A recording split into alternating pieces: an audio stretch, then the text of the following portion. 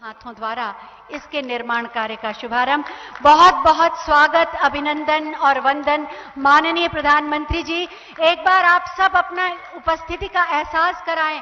भारत माता की बहुत बहुत स्वागत, अभिनंदन माननीय प्रधानमंत्री जी। आज के इस कार्यक्रम में मैं सबसे पहले उत्तर प्रदेश को विकास के नए शिखर पर ले जाने वाले और उसे देश का सर्वश्रेष्ठ राज्य बनाने के लिए संकल्पित माननीय मुख्यमंत्री माननीय श्री योगी आदित्यनाथ जी से बहुत ही आदर के साथ अनुरोध करूंगी कि वो माननीय प्रधानमंत्री जी का स्वागत करें आपकी जोरदार तालियों के साथ।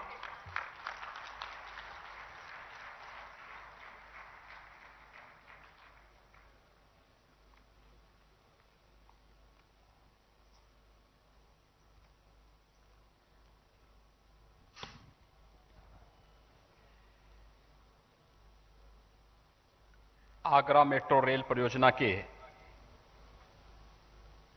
निर्माण कार्य के शुभारंभ कार्यक्रम में आज जिनके मार्गदर्शन, प्रेरणा और आशीर्वाद से उत्तर प्रदेश के इस ऐतिहासिक शहर को पब्लिक ट्रांसपोर्ट्स का एक नया स्वरूप मेट्रो के रूप में प्राप्त हो रहा है, इस कार्यक्रम के शुभारंभ के लिए हम सबको अपना मार्गदर्शन देने के लिए उपस्थित देश के यशस्वी प्रधानमंत्री आदरणीय नरेंद्र मोदी जी, प्रदेश की माननीय राज्यपाल श्रीमती आनंदीबेन पटेल जी, भारत सरकार के आवास, शहरी विकास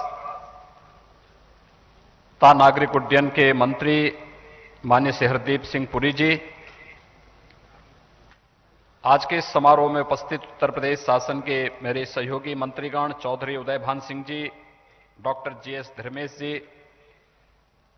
माननीय सांसद प्रोफेसर एसपी सिंह बघेल जी, माननीय श्री राजकुमार चाहर जी, माननीय श्री हरिद्वार दुबे जी, महापौर आगरा श्री नवीन जैन जी, माननीय विधायकगण श्री योगेंद्र उपाध्याय जी, श्री पुरुषोत्तम खंडेलवाल जी, श्री राम प्रताप सिंह जी, श्रीमती हेमलता दिवाकर जी, श्री महेश गोयल जी, श्री जितेंद्र वर्मा जी, रानी पक्षसालिका सिंह जी, सचिव आवासन और शहरी कार्य मंत्रालय भारत सरकार श्री डीएस मिश्रा जी, प्रमुख सचिव आवास और शहरी नियोजन उत्तर प्रदेश शासन श्री दीपक कुमार जी और उपस्थित मेट्रो कार्य योजना के शुभारंभ के समारोह में उपस्थित आगरा के सभी उपस्थित नागरिक बंधुओं, भाइयों, बहनों, मैं आप सब की ओर से देश के यशस्वी प्रधानमंत्री आदरणीय मोदी जी का आज के इस कार्यक्रम में हृदय से स्वागत करता हूं, अभिनंदन करता हूं। आगरा वासियों के लिए आज का दिन अत्यंत महत्वपूर्ण है,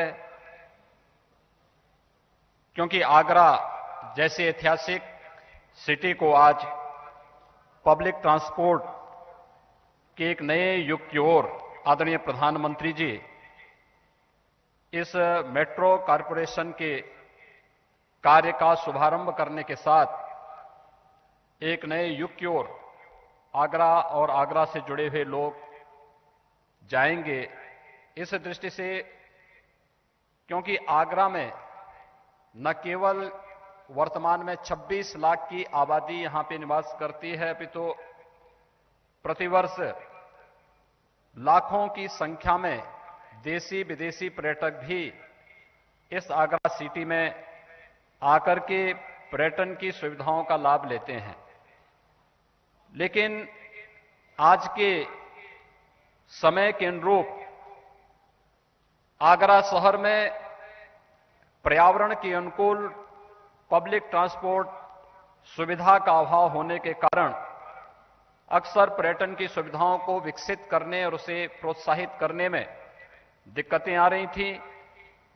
सुप्रीम कोर्ट ने भी कई बार इस पर चिंता व्यक्त की, लेकिन उस सब के बावजूद देश के अंदर बेहतर पब्लिक ट्रांसपोर्ट सिस्टम के लिए, मेट्रो जैसी सुविधाओं के विकास के लिए आदरणीय प्रधानमंत्री जी ने पिछले 6 वर्षों के दौरान देश के अंदर जो प्रयास प्रारंभ किए, आज उसका परिणाम है कि उत्तर प्रदेश जैसे राज्य में भी तेजी के साथ मेट्रो सुविधाओं का व्यापक प्रसार हुआ है।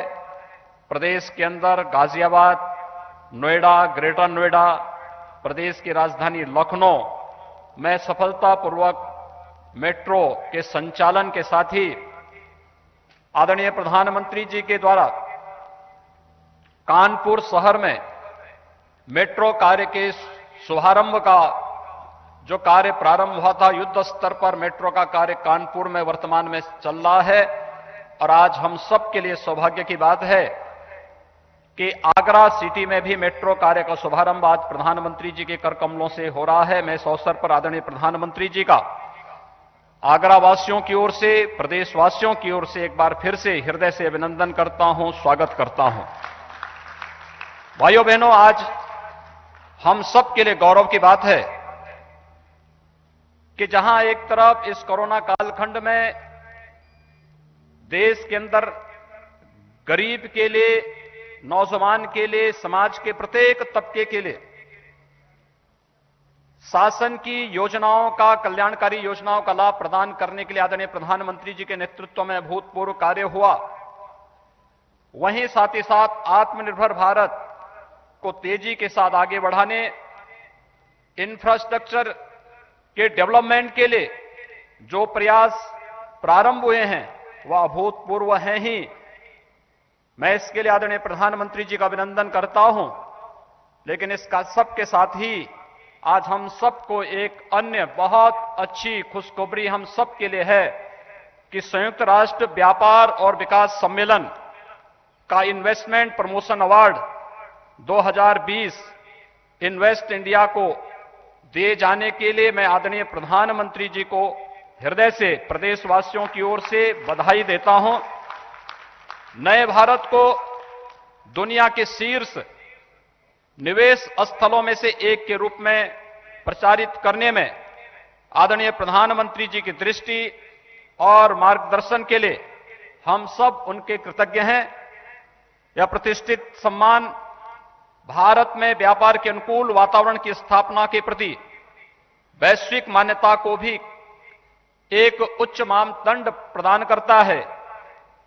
इन्वेस्ट इंडिया प्रदेश में निवेश प्रोत्साहन एजेंसी के तौर पर गठित इन्वेस्ट यूपी के मूल्यवान भागीदार रही है। मैं देश में ईज ऑफ डूइंग बिजनेस के लिए किए गए साधारण प्रयासों के लिए आदरणीय प्रधानमंत्री श्री नरेंद्र मोदी जी का आभार व्यक्त करता हूं। उत्तर प्रदेश में अधिकाधिक निवेश लाने के लिए इन्वेस्ट यूपी, इन्वेस्ट इंडिया के साथ मिलकर कार्य करने के लिए सदैव तत्पर रहेगी। इस विश्वास के साथ एक बार मैं फिर से आदरणीय प्रधानमंत्री जी का आज के इस अवसर पर हृदय से स्वागत करता हूं, अभिनंदन करता हूं। आप सभी आगरा वासियों को मेट्रो कार्य के शुभारंभ के इस अवसर पर हृदय से बधाई भी देता हूं, शुभकामनाएं देता हूं। धन्यवाद। जय हिंद। बहुत बहुत धन्यवाद माननीय।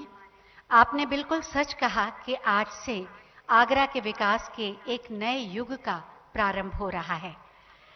आगरा मेट्रो रेल परियोजना क्या है, इससे क्या क्या लाभ होंगे, कैसी होगी ये, इसी के बारे में जानकारी देती हुई एक छोटी सी फिल्म बनाई गई है।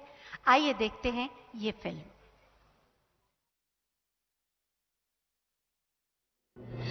प्रधानमंत्री श्री नरेंद्र मोदी जी के मार्गदर्शन में देश के सबसे अधिक जनसंख्या वाले राज्य उत्तर प्रदेश में किसी अन्य राज्य की तुलना में सबसे ज्यादा शहरों में विश्व स्तरीय मेट्रो सेवा का विस्तार हो रहा है।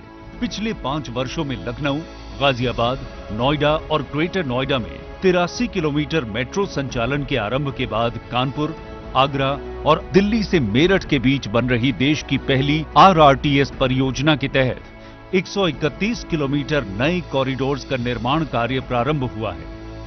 भारत सरकार एवं उत्तर प्रदेश सरकार के संयुक्त स्वामित्व वाली company Uttar Pradesh metro rail corporation ने लखनऊ में 23 किलोमीटर लंबे उत्तर दक्षिण मेट्रो रेल कॉरिडोर का निर्माण रिकॉर्ड समय में पूरा करने का कीर्तिमान स्थापित किया।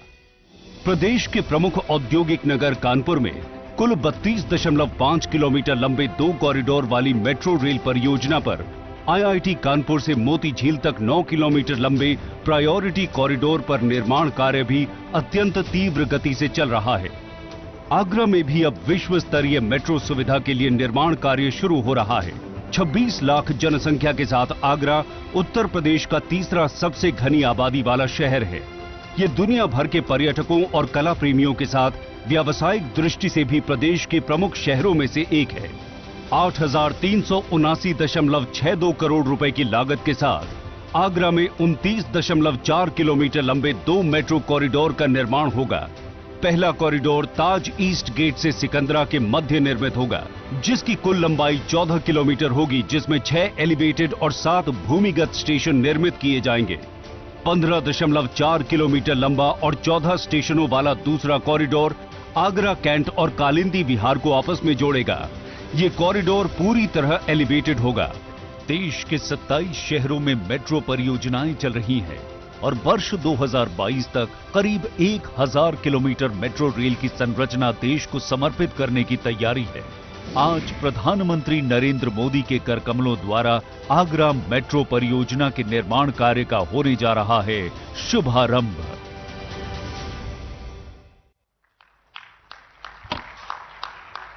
आपने इस फिल्म के माध्यम से देखा कि कैसी होगी ये परियोजना और आने वाले समय में आपको क्या-क्या लाभ मिलेंगे। सबकी सुरक्षा, सबकी समृद्धि, सबका विकास, ये माननीय प्रधानमंत्री जी की प्राथमिकताओं में से एक है और उसी का प्रतिफल है आगरा मेट्रो रेल परियोजना, जिसके निर्माण कार्य का आज शुभारंभ होने जा रहा है। मैं बहुत ही आदर के साथ माननीय प्रधानमंत्री जी से अनुरोध करूंगी कि वो बटन दबाकर शिलापट का अनावरण करें।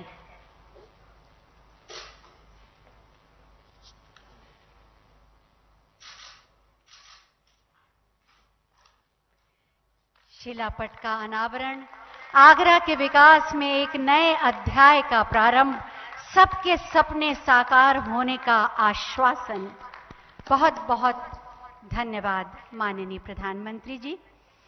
जैसा कि आप सब जानते हैं कि विगत वर्ष इस योजना की शुरुआत की गई थी और आज इसके निर्माण कार्य का शुभारंभ किया जाएगा। मैं माननीय प्रधानमंत्री जी से अनुरोध करूंगी कि बटन दबाकर रिग मशीन द्वारा आगरा मेट्रो रेल परियोजना के निर्माण कार्य का शुभारंभ करने की कृपा करें।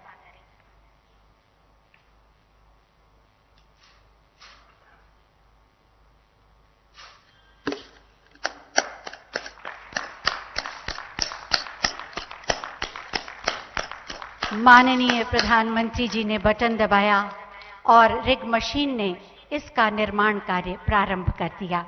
बहुत बहुत धन्यवाद माननीय प्रधानमंत्री जी। प्रकल्प और विकल्प से देश का कायाकल्प करने वाले आत्मनिर्भर भारत के रूप में एक नए राष्ट्र का निर्माण करने वाले माननीय प्रधानमंत्री जी से अब हम बहुत ही आदर के साथ अनुरोध करेंगे कि अपने आशीर्वचनों से हमारा मार्गदर्शन करें। आप सबकी जोरदार तालियों के साथ मेरे साथ बोलिए, भारत माता की। नमस्कार। उत्तर प्रदेश के राज्यपाल श्रीमती आनंदीबेन पटेल जी,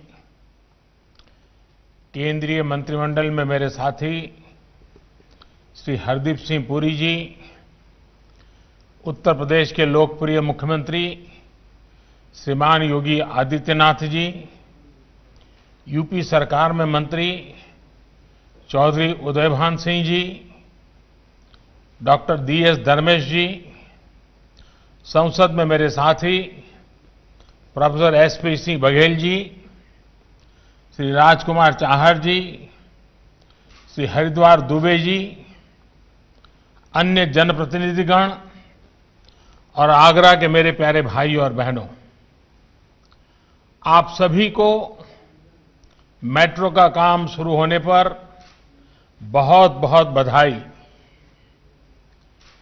आगरा के पास बहुत पुरातन पहचान तो हमेशा रही है।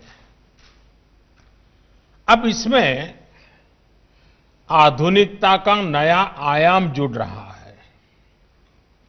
सैकड़ों वर्षों का इतिहास संजोए ये शहर अब 21वीं सदी के साथ कदम ताल मिलाने के लिए तैयार हो रहा है।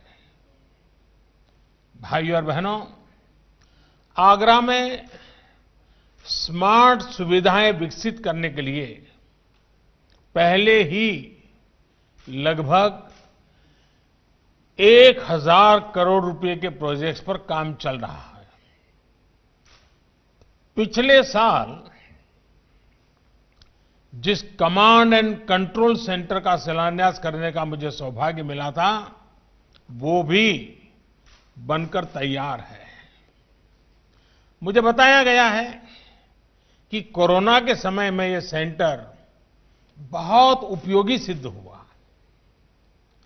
अब 8000 करोड़ रुपए से अधिक का ये मेट्रो प्रोजेक्ट आगरा में स्मार्ट सुविधाओं के निर्माण से जुड़े मिशन को और मजबूत करेगा।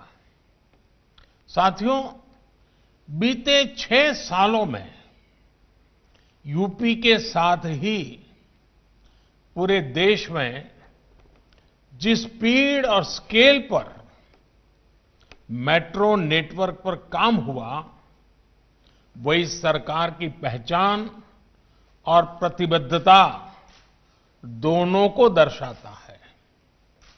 2014 तक देश में लगभग 225 किलोमीटर मेट्रो लाइन ऑपरेशनल हुई थी।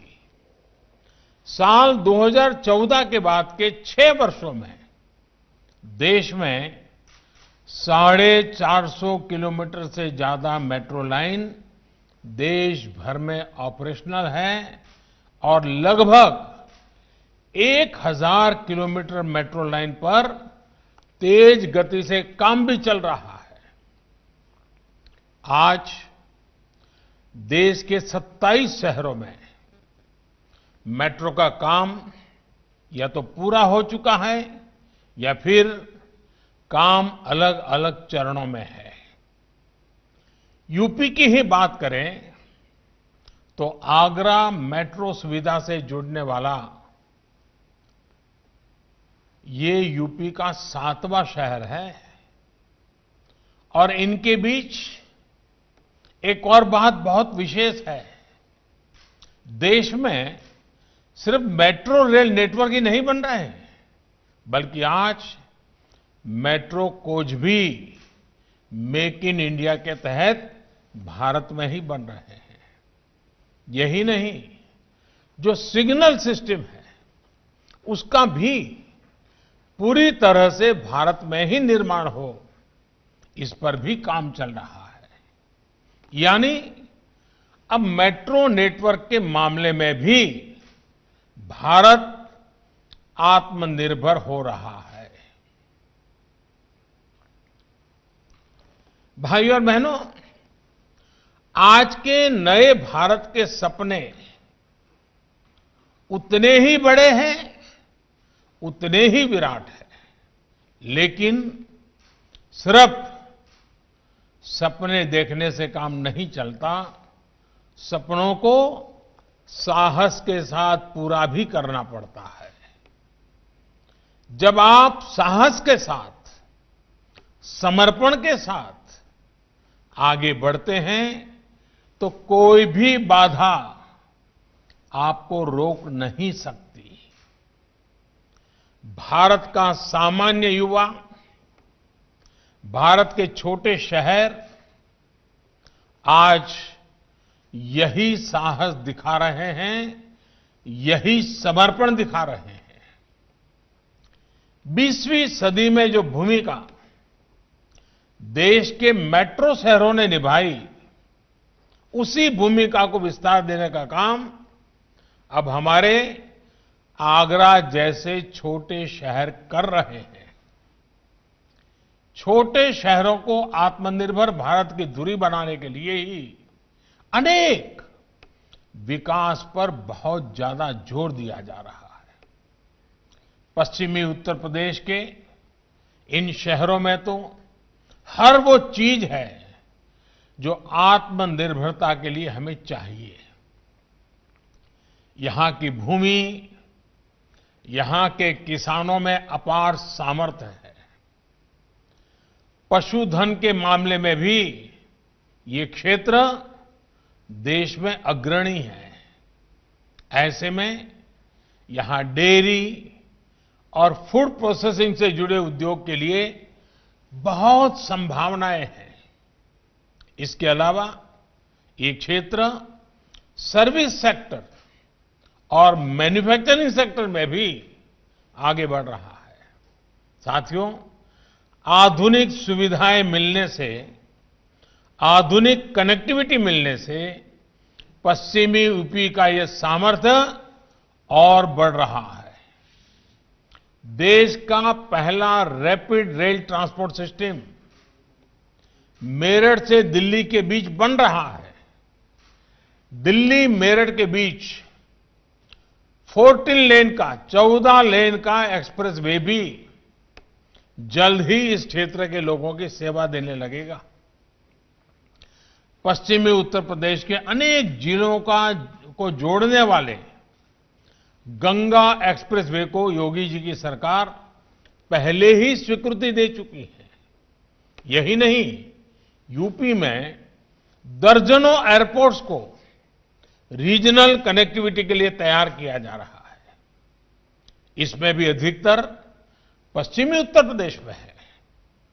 ग्रेटर नोएडा के जेवर में आधुनिक विश्व स्तरीय ग्रीनफील्ड एयरपोर्ट से तो इस पूरे क्षेत्र की पहचान पूरी तरह बदलने वाली है। साथियों, देश के इंफ्रास्ट्रक्चर की एक बहुत बड़ी दिक्कत हमेशा से ये रही थी कि नए प्रोजेक्ट्स की घोषणा तो हो जाती थी, लेकिन इसके लिए पैसा कहां से आएगा, इस पर बहुत ध्यान नहीं दिया जाता था। इस वजह से प्रोजेक्ट बरसों तक लटके रहते थे।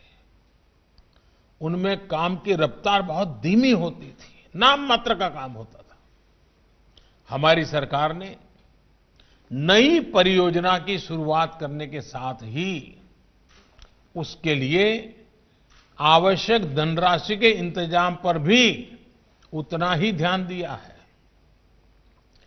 कनेक्टिविटी और आधुनिक इंफ्रास्ट्रक्चर पर जितना आज देश में खर्च किया जा रहा है, उतना पहले कभी नहीं किया गया। अब नेशनल इंफ्रास्ट्रक्चर पाइपलाइन प्रोजेक्ट के तहत 100 लाख करोड़ रुपए से अधिक खर्च करने की भी तैयारी है। Multi modal connectivity infrastructure master plan, उस पर भी काम किया जा रहा है। कोशिश ये है कि देश के इंफ्रास्ट्रक्चर को बेहतर बनाने के लिए पूरी दुनिया से निवेश को आकर्षित किया जाए। इंफ्रास्ट्रक्चर और रियल एस्टेट प्रोजेक्ट्स में इन्वेस्ट में विदेशी निवेश को आसान बनाने के लिए भी हर जरूरी कदम उठाए जा रहे हैं। साथियों, बेहतर इंफ्रास्ट्रक्चर, बेहतर कनेक्टिविटी का सबसे अधिक लाभ हमारे टूरिज्म सेक्टर को होता है। मेरा ये हमेशा से मत रहा है कि टूरिज्म एक ऐसा सेक्टर है जिसमें हर किसी के लिए कमाई के साधन है। कम से कम निवेश में अधिक से अधिक आमदनी टूरिज्म के माध्यम से संभव है। इसी सोच के साथ देश लोकल टूरिज्म के लिए वोकल हो, इसके लिए अनेक स्तरों पर काम चल रहा है। ताजमहल जैसी धरोहरों के आसपास आधुनिक सुविधाएं विकसित करने के साथ ही टूरिस्टों के लिए ईज ऑफ ट्रैवलिंग भी बढ़ाई जा रही है। सरकार ने न सिर्फ ई वीजा स्कीम में शामिल देशों की संख्या में काफी वृद्धि की है, इसके साथ ही होटल रूम टैरिफ पर टैक्स को भी काफी कम किया है। स्वदेश दर्शन और प्रसाद जैसी योजनाओं के माध्यम से भी टूरिस्टों को आकर्षित करने के प्रयास किए जा रहे हैं। सरकार के प्रयासों से भारत अब ट्रैवल और टूरिज्म कॉम्पिटिटिवनेस इंडेक्स में 34वें नंबर पर आ गया है, जबकि 2013 में भारत इसी इंडेक्स में 65वें नंबर पर रुका पड़ा था। आज वहां से इतनी प्रगति हुई है। मुझे उम्मीद है जैसे जैसे कोरोना की स्थिति सुधरती जा रही है, वैसे ही बहुत जल्द ही टूरिज्म सेक्टर की रौनक भी फिर से लौट आएगी। साथियों, नई सुविधाओं के लिए, नई व्यवस्थाओं के लिए रिफॉर्म्स बहुत जरूरी हैं। हम पिछली शताब्दी के कानून लेकर के अगली शताब्दी का निर्माण नहीं कर सकते। जो कानून पिछली शताब्दी में बहुत उपयोगी हुए, वो अगली शताब्दी के लिए बोझ बन जाते हैं, और इसलिए रिफॉर्म ये लगातार प्रक्रिया होनी चाहिए। लोग अक्सर सवाल पूछते हैं कि पहले की तुलना में अब हो रहे रिफॉर्म्स ज्यादा बेहतर तरीके से काम क्यों करते हैं? पहले की तुलना में अब अलग क्या हो रहा है? कारण बहुत ही सीधा है। पहले रिफॉर्म्स टुकड़ों में होते थे, कुछ सेक्टरों, कुछ विभागों को ध्यान में रख के होते थे। अब एक संपूर्णता की सोच से रिफॉर्म्स किए जा रहे हैं। अब जैसे शहरों के विकास के को ही हम ले लें, शहरों के विकास के लिए हमने 4 स्तरों पर काम किया है। बीते समय से चली आ रही समस्याओं का समाधान हो, जीवन ज्यादा से ज्यादा सुगम हो, ज्यादा से ज्यादा निवेश हो, और शहरों की व्यवस्थाओं में आधुनिक टेक्नोलॉजी का उपयोग अधिक हो। भाइयों और बहनों, रियल एस्टेट सेक्टर की क्या स्थिति थी, इससे हम भली भांति परिचित हैं। घर बनाने वालों और घर खरीदारों के बीच भरोसे की एक खाई आ चुकी थी। कुछ गलत नियत वाले लोगों ने पूरे रियल एस्टेट को बदनाम करके रखा था। हमारे मध्यम वर्ग को परेशान करके रखा था। इस परेशानी को दूर करने के लिए रेरा का कानून लाया गया। हाल में कुछ रिपोर्ट जो आई है वो बताती हैं कि इस कानून के बाद मिडिल क्लास के घर तेजी से पूरे होने शुरू हुए हैं। इसी तरह हमारे शहरों में एक और बड़ी समस्या है, बड़ी संख्या में खाली पड़े घरों की। ये तब है जब बड़ी आबादी को किराए पर घर मिलने में भी परेशानी होती है। इस समस्या को दूर करने के लिए भी एक मॉडल कानून बनाकर राज्यों को दिया जा चुका है। साथियों, शहरों का जीवन आसान बनाने के लिए आधुनिक पब्लिक ट्रांसपोर्ट से लेकर हाउसिंग तक चौतरफा काम चल रहा है। यहां आगरा से ही प्रधानमंत्री आवास योजना की शुरुआत हुई थी। इस योजना के तहत शहरी गरीबों के लिए 1 करोड़ से ज्यादा घर स्वीकृत हो चुके हैं। शहर के मध्यम वर्ग के लिए भी पहली बार घर खरीदने के लिए मदद की जा रही है। अब तक 12.5 लाख से ज्यादा शहरी मध्यम वर्गीय परिवारों को भी घर खरीदने के लिए लगभग 28,000 करोड़ रुपए की मदद दी जा चुकी है। अमृत मिशन के तहत देश के सैकड़ों शहरों में पानी, सीवर जैसे इंफ्रास्ट्रक्चर को अपग्रेड किया जा रहा है। शहरों में सार्वजनिक टॉयलेट्स की बेहतर सुविधाएं हो, वेस्ट मैनेजमेंट की आधुनिक व्यवस्था हो, वेस्ट मैनेजमेंट को प्रायोरिटी देने के तरीके हो, इसके लिए स्थानीय निकायों को मदद दी जा रही है। भाइयों और बहनों, आज शहरी गरीब को मुफ्त इलाज मिल रहा है और मध्यम वर्ग को सस्ती दवाई मिल रही है, सस्ती सर्जरी उपलब्ध कराई जा रही है।